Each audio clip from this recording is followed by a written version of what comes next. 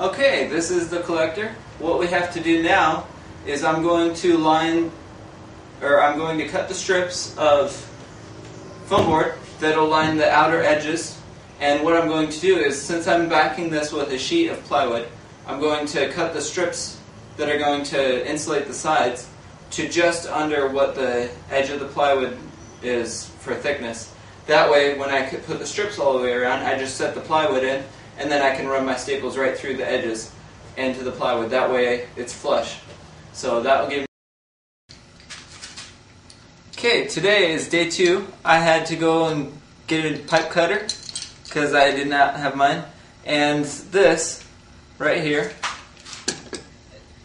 is called a flaring tool. What this does is you take soft copper tubing and you put it through here, and what it does is it actually flares out the end of the copper tubing so you can use compression fit items. So these are just wing nuts that hold this together. So you undo that one, then you can put your different types of tubing right in these little channels. Then it goes back down, clamps on there nice and tight.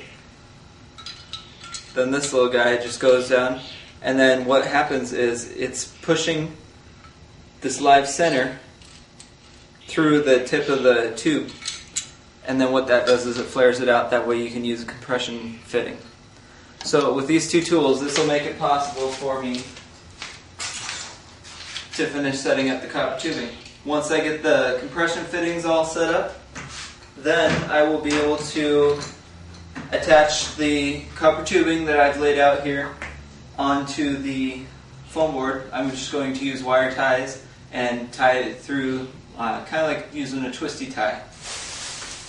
That will get this all set up for me, and then I will put it all together, paint it all flat black, and then that will be good to go. So, let's have some fun, huh?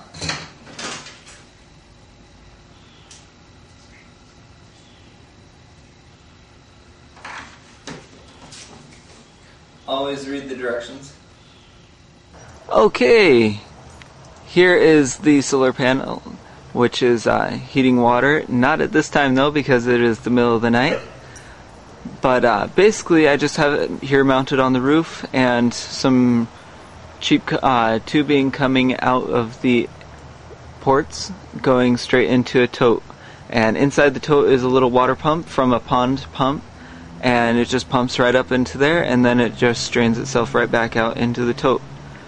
So it right now is heating this entire tote full of water within about a half hour or so of being turned on. So I would say it's working really good. Okay, everyone out there, have fun and build something. Okay, it's day 2, and I had to go get some other tools.